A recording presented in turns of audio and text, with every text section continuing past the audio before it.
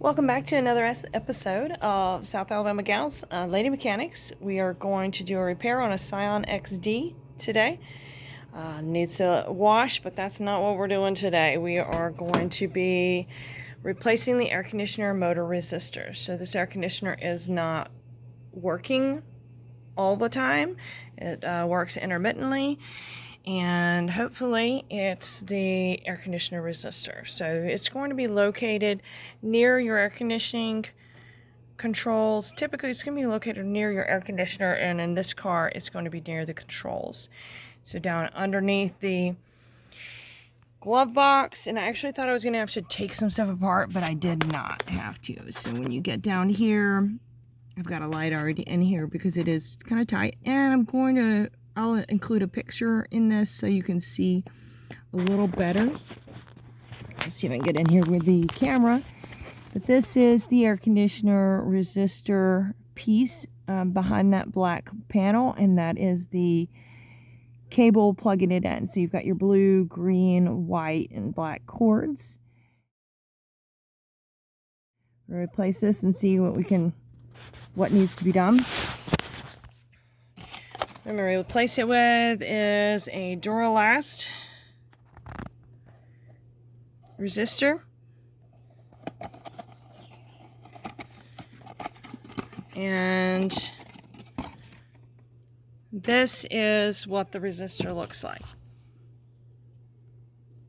So there's where the plugs will plug in, and you can see the screw holes there on either end. It's just 2 Phillips screws. This is what the interior of it looks like. This is what will be behind the casing.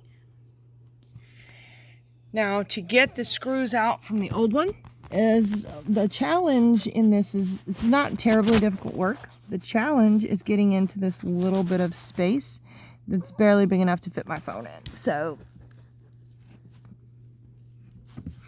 I've got using this T9C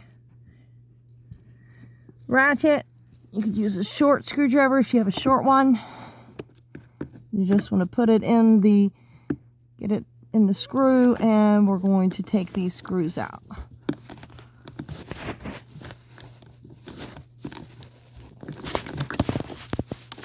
Which is easier said than done. The other screw is the harder screw. It's back up here in this corner.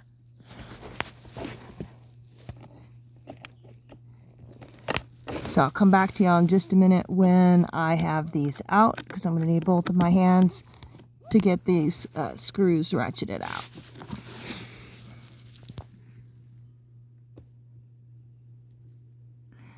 Alright, so I did get the front screw out and the back screw. That was the hardest part. And then wanted you to see this just falls out. And it's pretty gross. Whoa. Kind of looks like it's getting water in there, so I may have some other issues because that should not be rusty like that. Ooh. All right.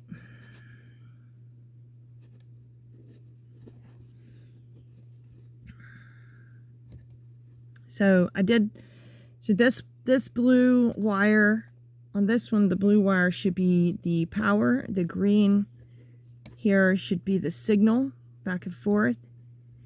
The black here should be the ground, and the black and white should be the one that goes to the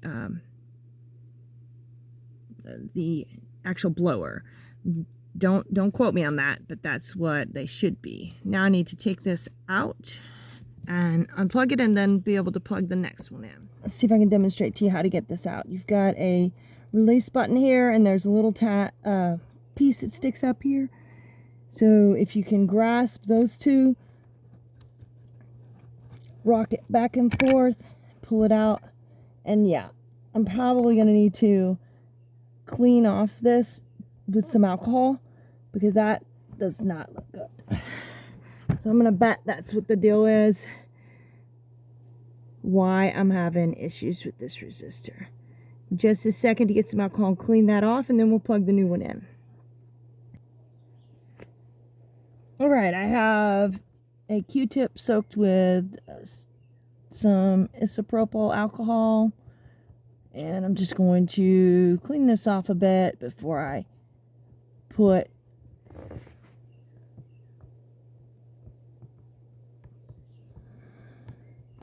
things back together. Alcohol will dry quickly. Water is not a good choice for this. You'll probably know that, but alcohol will dry quickly.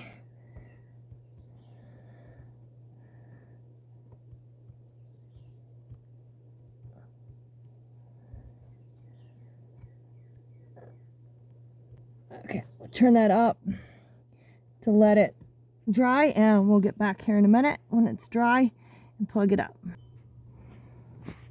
All right, this is not any kind of conventional, this is not any kind of direction I've received, but a lot of times for electrical, for cars, to keep them from getting water in them, put a little jelly in it. I don't have the electrical jelly that I normally use, but I'm just going to put a little petroleum jelly in there because that will help keep the connectors from getting water in them. And I don't know if I will need to check and see if I'm getting water under my hood somewhere near the, this is basically up against the air conditioner, or if I am getting, if this is just humidity, because I am in South Alabama and there is a lot of humidity down here. All right, so to connect it back together, it's going to go back together like this and snap back in, but I think it's going to be easier for me to install without the plug in there, and it probably would have been easier to take out if I had taken the plug out. So I'm going to go ahead and install it without, and this is kind of a one, only fits up in here one way. So put it up in here and get the screws back installed, and then I'll plug it back up. Alright, so when you get it in there, you do want to make sure that it's good and seated right in to the spot, and then there's only one hole there, so your fingers should be able to do the job of getting it started, getting it going in there.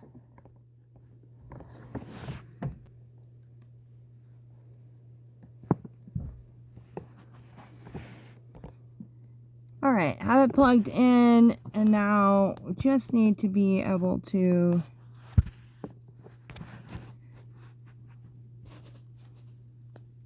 plug the plug in. So again, it's only going to go in one way.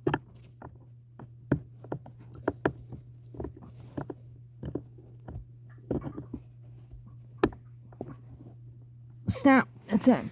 All right, let's go around and see if the AC works. All right, so get the engine going. So let's check and see if this works. There's one. Hear that click on? I don't know if you heard that.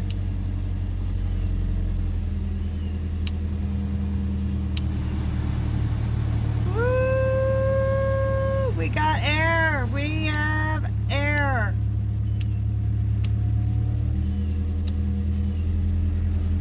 And that's the thing with the motor resistor, is it provides the resistance to keep the electrical from coming straight from here into the motor, so you can have a different settings because you don't want to run it on 4 all the time. So that looks like it's working. I'm going to hope that that is the fix, and if there's further more, well then we'll go to the next step. But this was only about a $30 part, so not too terrible of a repair. All right, there's another episode of Lady Mechanics on South Alabama Gals. Thanks for listening.